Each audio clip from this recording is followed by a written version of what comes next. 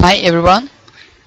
Thank you for attending this webinar. It's a second webinar of a series of these meetings organized jointly by the Open Preservation Foundation and the Impact Center of Competence. And these webinars are about the experiences of digitization in libraries. Now I will give the floor to Jean-Baptiste Weissman from the BnF, and he will be presenting this introduction to an experience and workflow.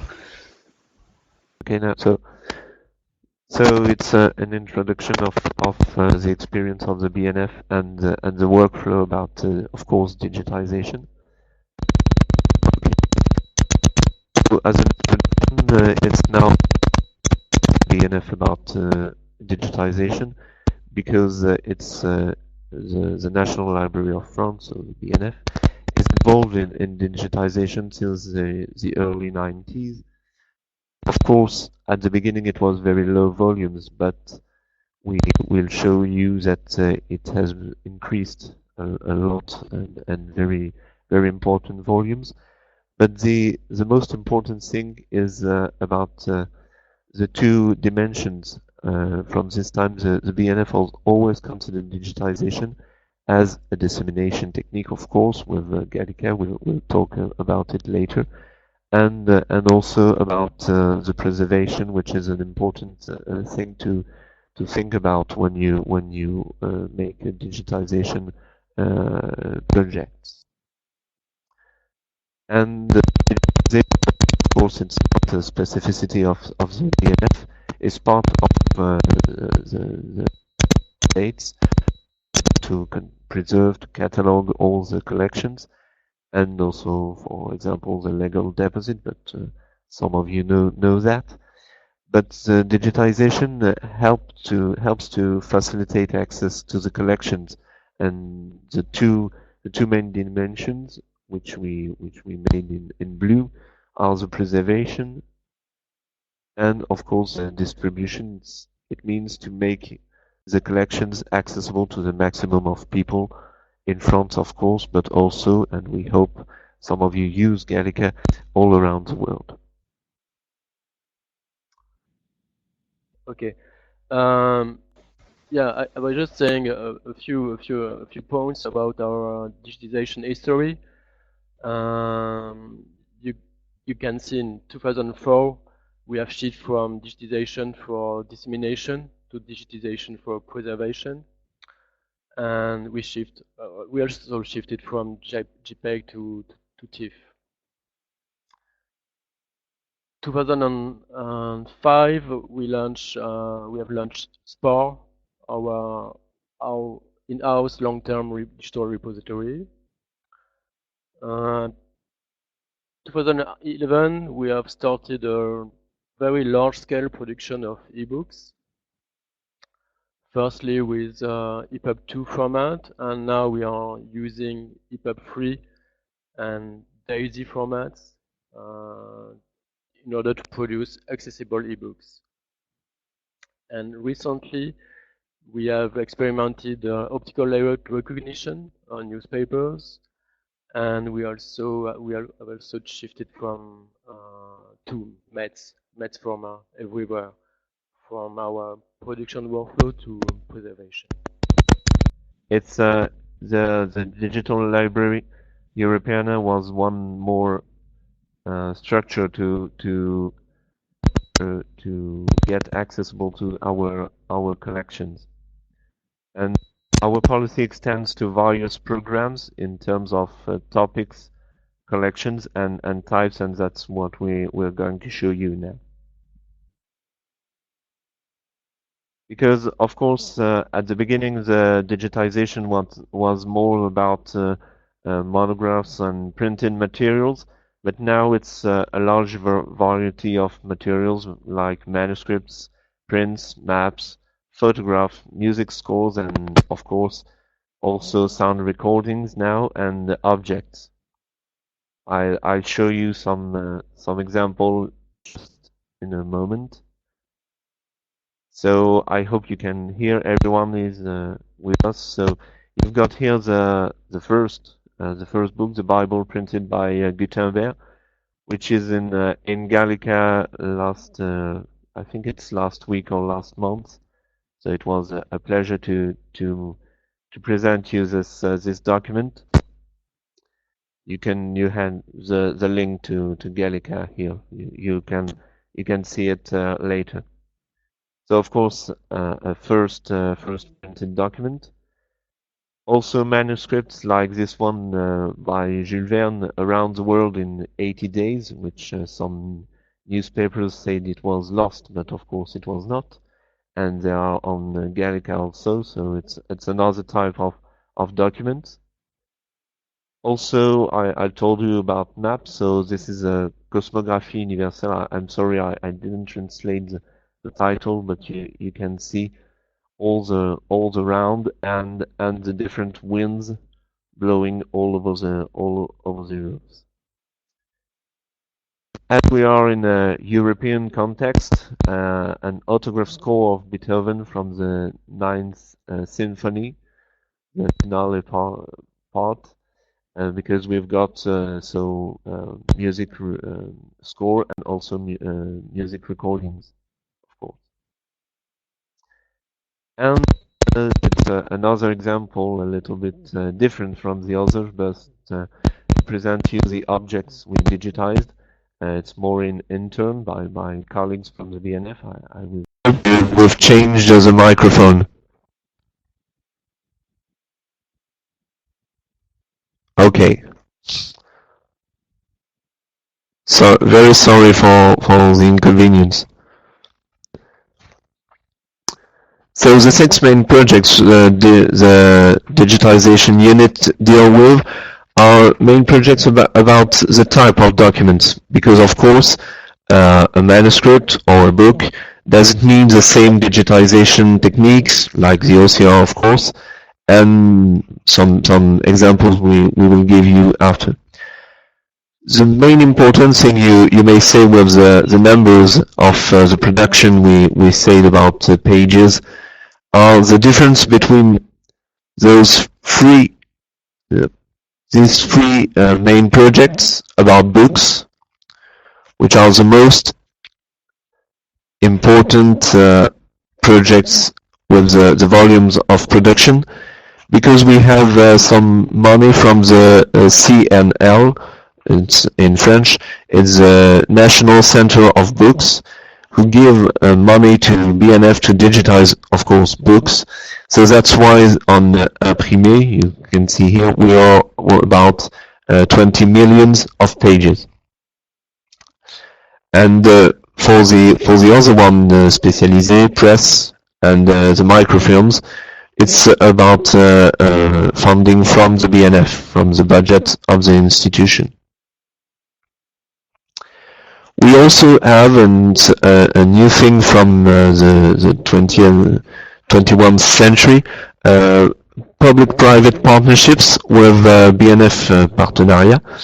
Its contracts conclude with, of course, private company, like ProQuest with Précieux Partenaires, or Les Garants, Apple, and also Immanence with Retro News. The principle, the contracts make the companies pay for digitizing the documents of the BnF in a certain period of approximately 5 years. It depends on the contract.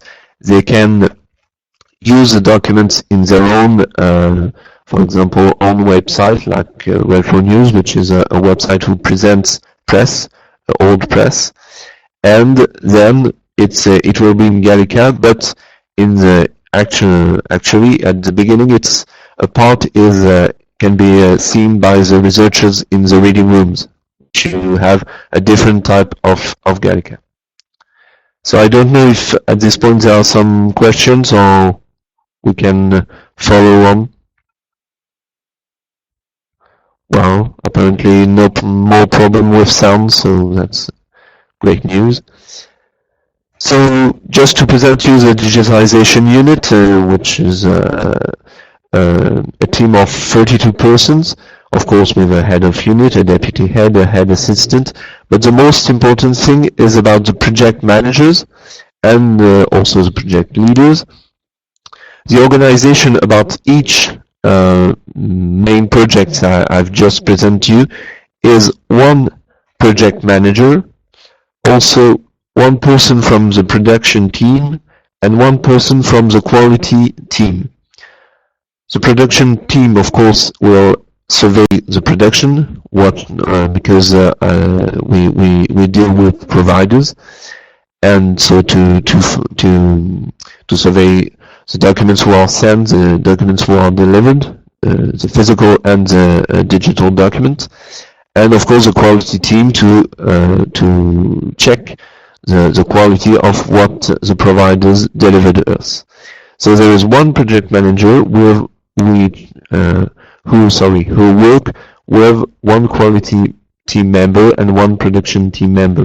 The project manager also is the unique person to discuss with the provider. The project manager also works with, of course, the other services of the National Library. And to explain a bit more about the organization of the BnF, we are, of course, now in mass digitization, and it's important to know that the library outsources about 80% of the overall production, and also about OCR, which Jean-Philippe will present you a bit later, and ebooks are taken by subcontractors. So 80% are with providers, like companies like Juve, Numen, Ofcom, Azentis, and sort of. Most are providers dedicated to digitization. But we also, it's important to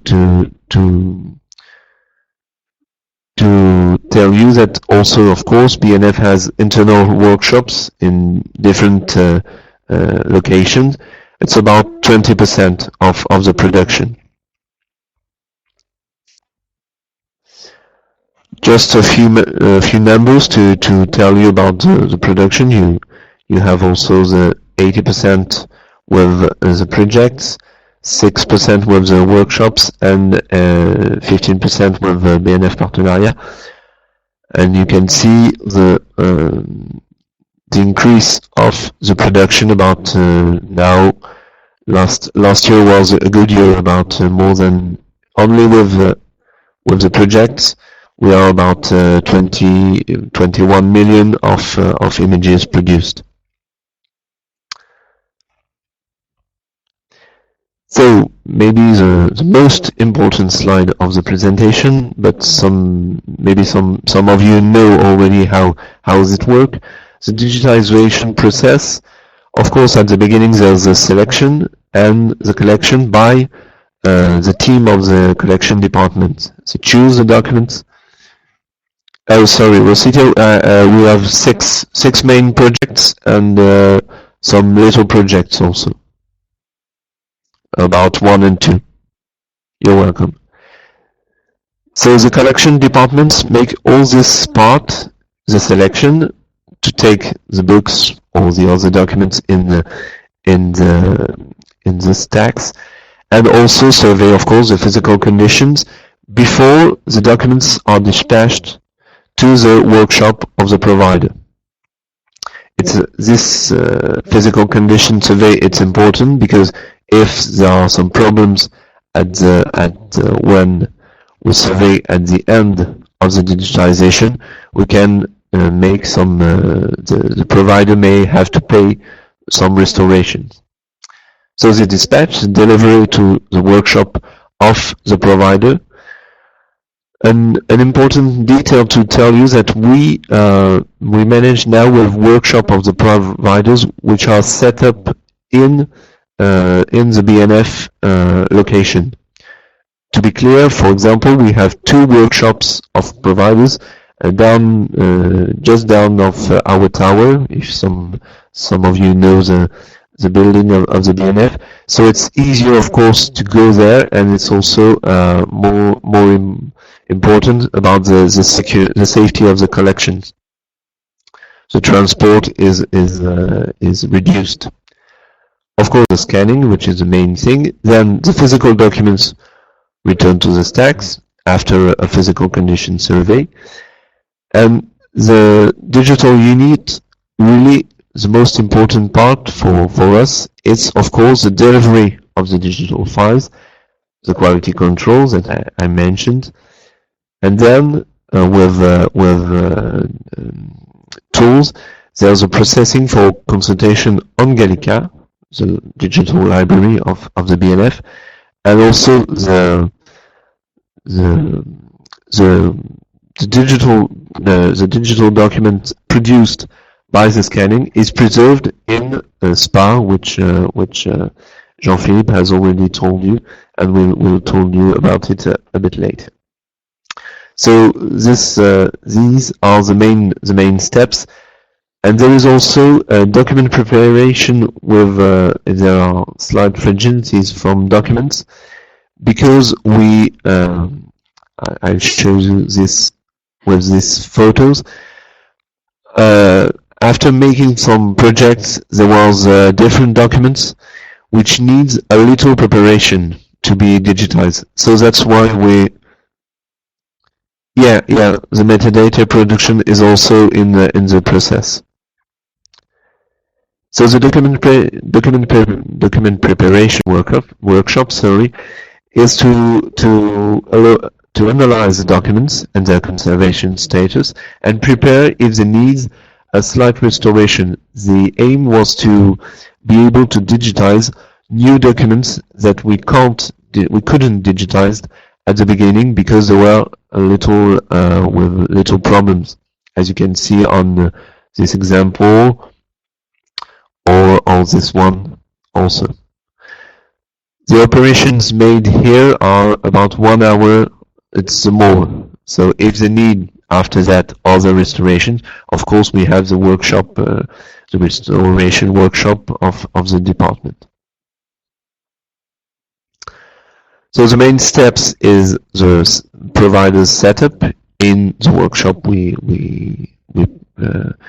he has.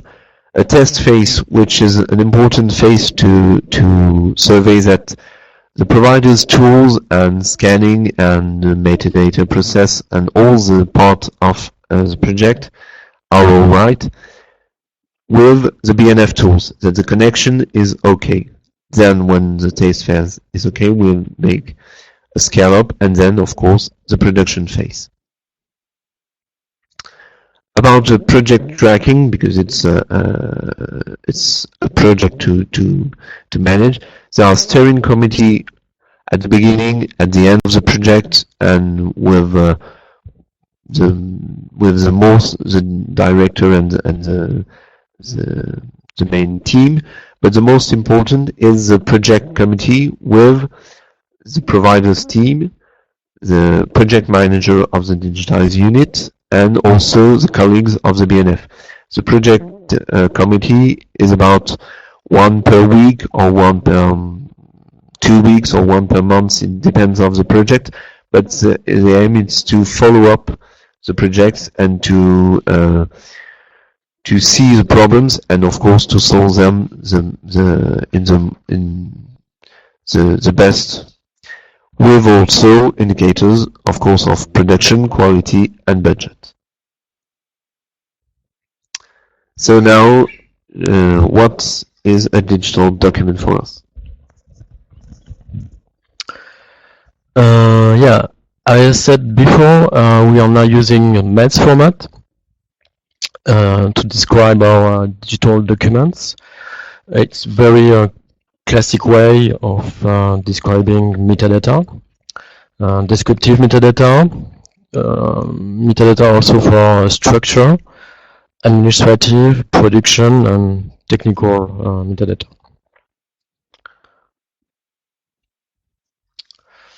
More interesting, maybe, at the BnF we are using, as I said, METS for production, but also for preservation. We are also using METS profiles mainly for documentation purpose. And we are performing METS QA with software, mainly Java software, but also Schema.tron and XML schemas to perform quality control on all the deliverables.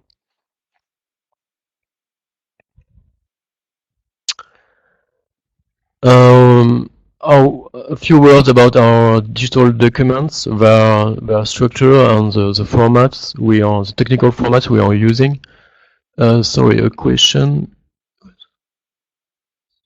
Yeah, we are storing descriptive metadata in our main general catalog. Yeah, so a few words about our technical formats. We are using now JPEG 2000 for all the scanning. It was before this it was TIFF. OCR, when we have OCR, of course, is Alto. The technical format is Alto. And some documents may have a table of contents. For this, we are using both TEI and METS. METS only for heritage newspapers.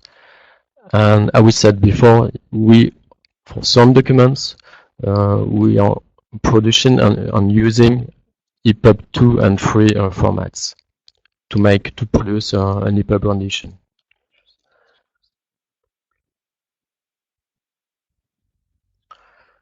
Yeah, some more question. For OCR, we are not performing OCR in-house. So OCR is produced by our service providers, which are mainly using ABBI.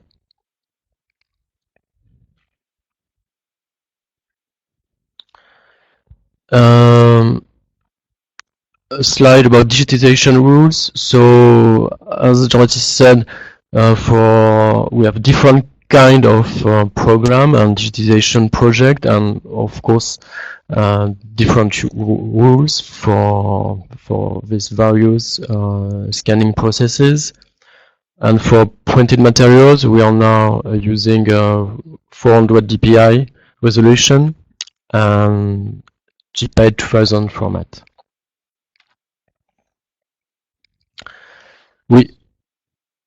As we said, we shifted from TIFF to JPEG 2000 mainly for storage purposes because of the economy of space.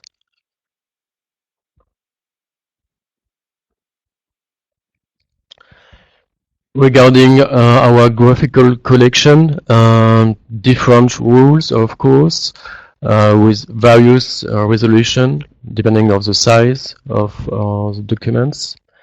And the scanning format is also JPEG 2000, but with slight different rates of compression, with a better quality for graphical material.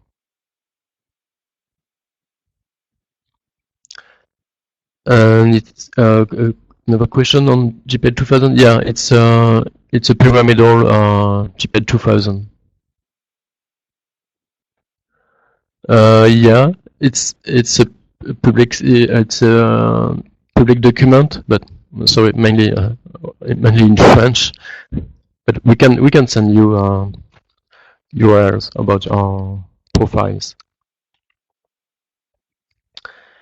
And newspapers in color with same rules.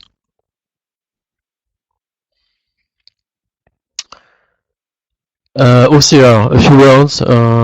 Quick slide about OCR and new use cases we are now facing regarding text and OCR.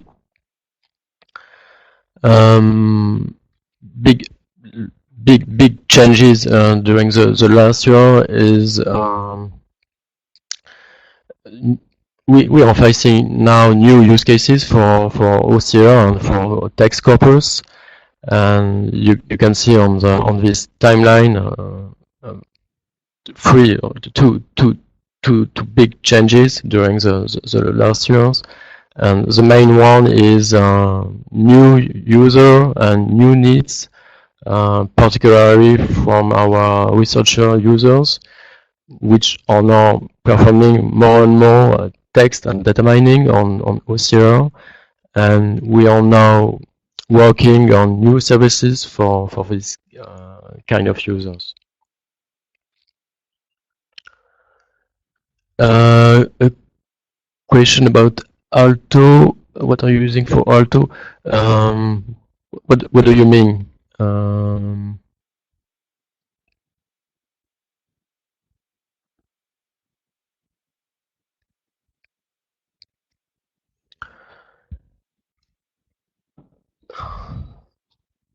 To make the file, our service provider producing Alto files. So we are not at the moment we are not performing OCR in house, but we're thinking about it.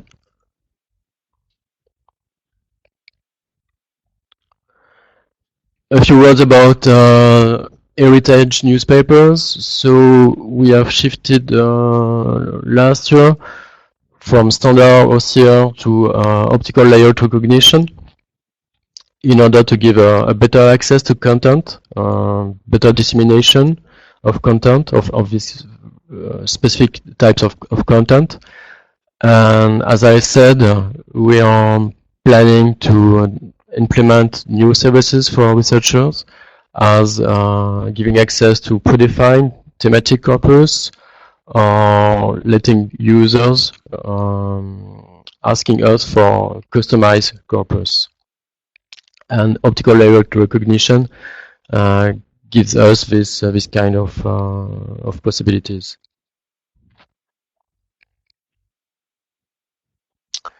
So how do we manage QA? In the first years, we were checking every document, so visual checking from our QA team. Now we are facing huge amount of images, and this kind of visual check based on sampling approach. But we also have implemented automatic checks, which are performed on technical formats. An overall diagram of our QA process.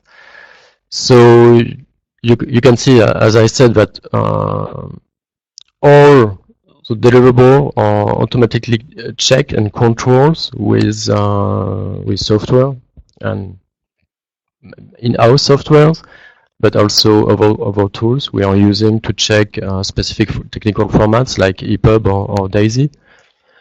And then some visual checking on perform in-house by the QA team of our department, but also by our curators from the department collection. And this visual QA are mainly performed with Gallica.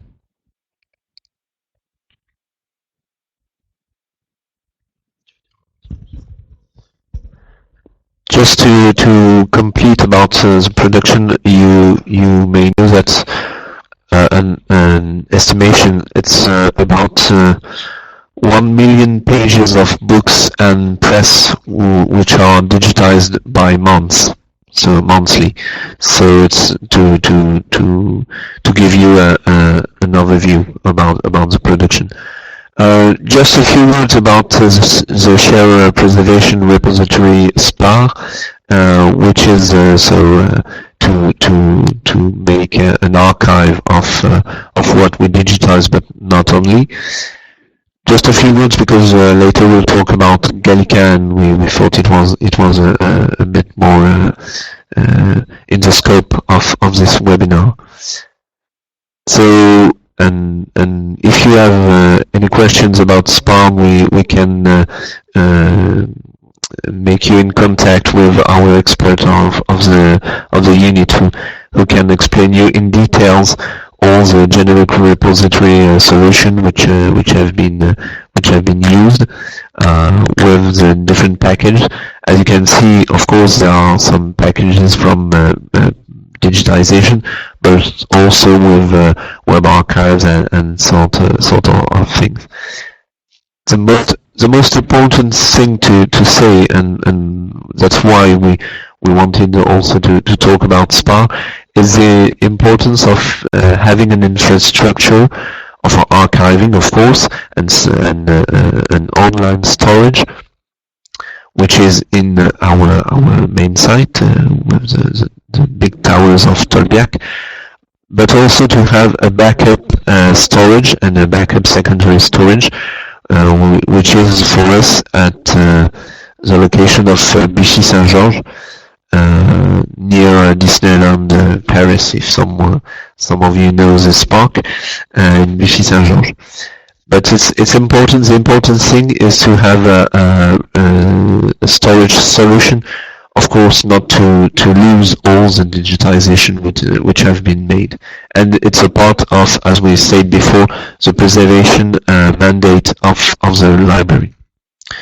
So just an example of what we use for the storage, and that's also to the question of Thomas about the TIFF files.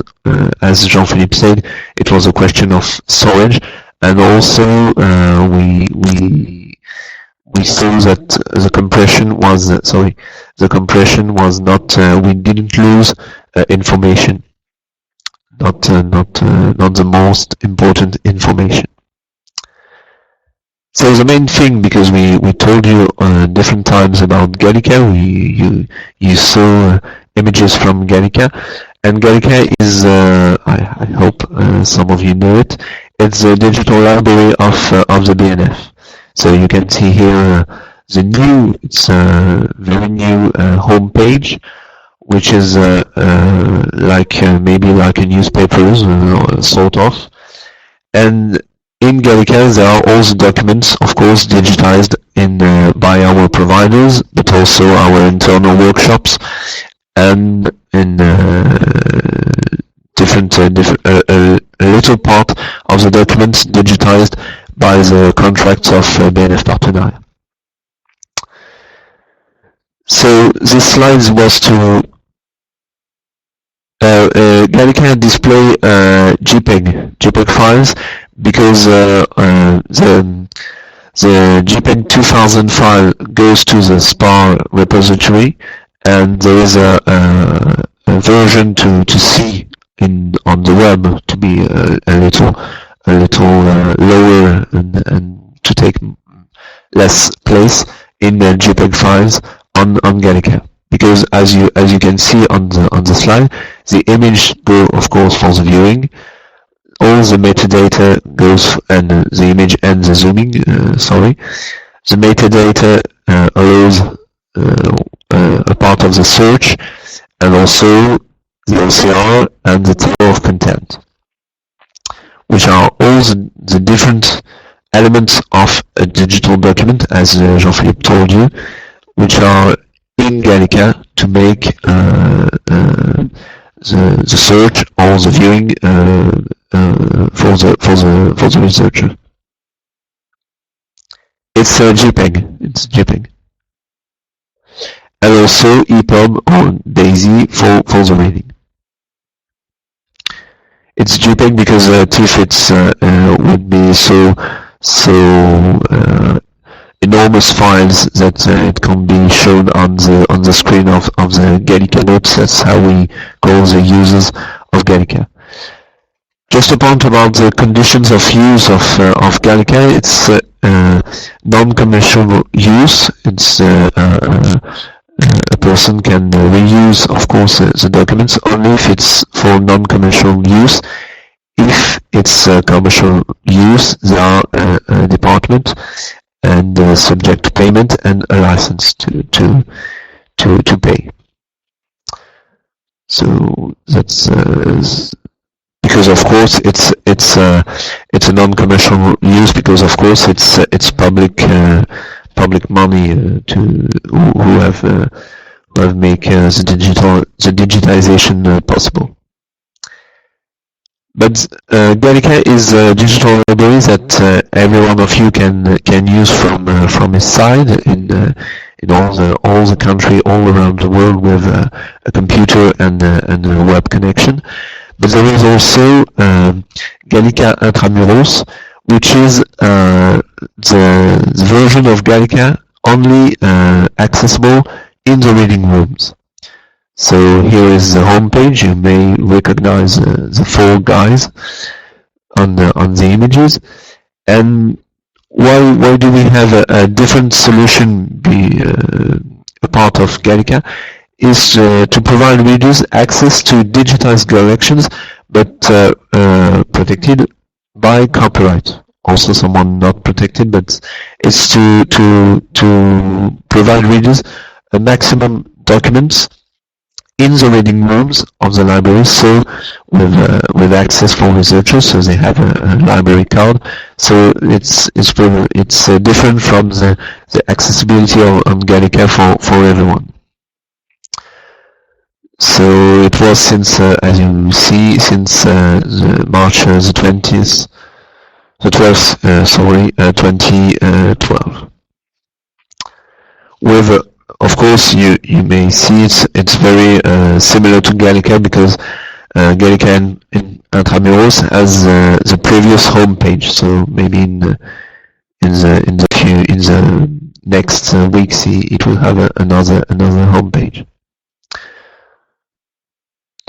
And of course, and it was at last but not least with this European webinar, the European dissemination with Europeana, who ingest some documents of Gallica, and also, as we maintain, we say here, different IIIF, for example, for manuscript and sort of thing. To answer your question, Rosita, the legal deposit is in another platform, which is only accessible in the reading rooms. So it's not the same platform, but the access it's the same logic. The same logic, sorry, to the researcher come in the reading rooms to access the documents.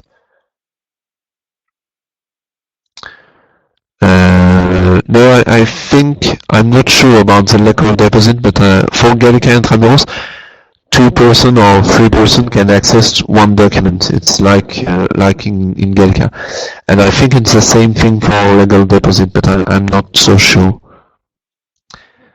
So European dissemination, some of your institution also, but it was for us a big. I'm not sure. I hope it's a happy end for this webinar. So sorry for the inconvenience of the microphone at the beginning. I hope you heard us well. Thank you for your attention, and of course, if you have any question, we will intend to answer them. I think maybe Becky will send to everyone, and we will add the link to the professional page on the website of the library with different information about digitization, also pages about other informations, and you have the documents about JPEG 2000 profile and that sort of. As Jean-Philippe told you, it's in French. We are working to have an English versions as soon as possible. Yes, Rosita, we didn't mention it, but we are involved in the Polonsky project. The documents are digitized on the main project called Spécialisé, which is digitization of manuscripts. So that's why the manuscripts for the Polonsky projects are digitized on this project. So yes, we're involved with our colleague from the British Library. So thanks Martin and the Royal Library of Denmark. The descriptional and structural metadata provided are provided at the beginning because there is a link with the catalog. We didn't mention it, but all the documents digitized are connected to their notice, their information in the catalog. So it's this link. The informations are delivered to the provider at the beginning of the digitization. He inputs all the technical information about the digitization, and all all these metadata came to Gallica and the OAI depository. You're welcome, Thomas. About videos, we are working on it. It's a new project. We have the project to provide about 1,000 video in Gallica. So we're working on it with the video department. The software we use, it's the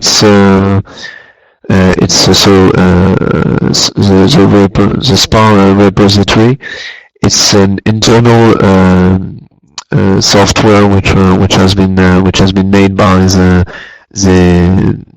our informaticians, the team in the BnF. So do you? Yes, and that's the main task of the metadata team. From the digitization unit, we have 5 colleagues who survey these leaks and these issues. And also, we're working with the metadata department, which is another department of the library, and who survey all the metadata of the catalog, the general one and all the others, and also data.bnf.fr. Thanks all for all thanks Switzerland, and thanks also to Jean-Philippe. I was not the only one. Sorry, Martin. So your question was the criteria. They are linked to our. That's also in the professional page.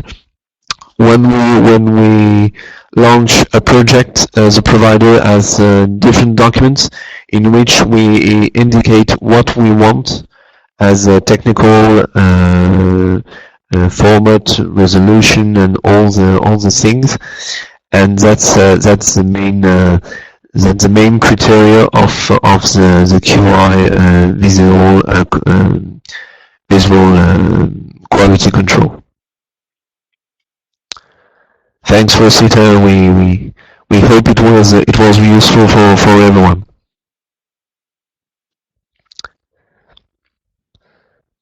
Dankeschön, Manfred.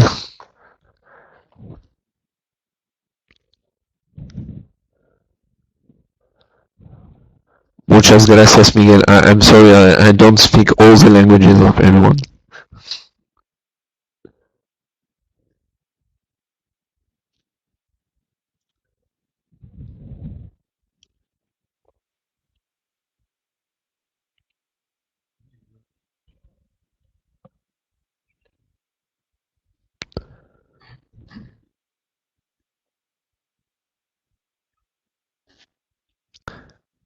Okay, thank you very much, Jean-Baptiste and Jean-Philippe, for your presentation. So many different languages.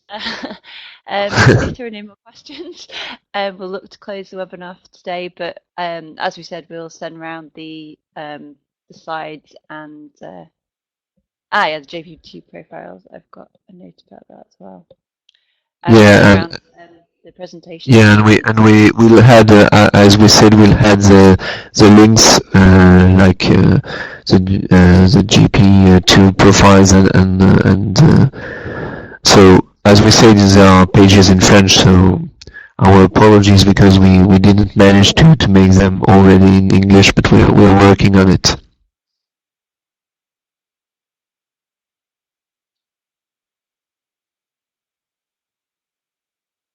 I don't know if there are any questions left.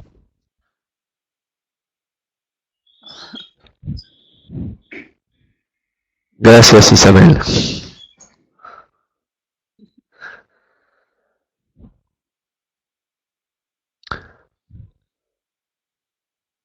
Well, so if there's no question left, maybe Jean-Philippe and I will say thanks to all and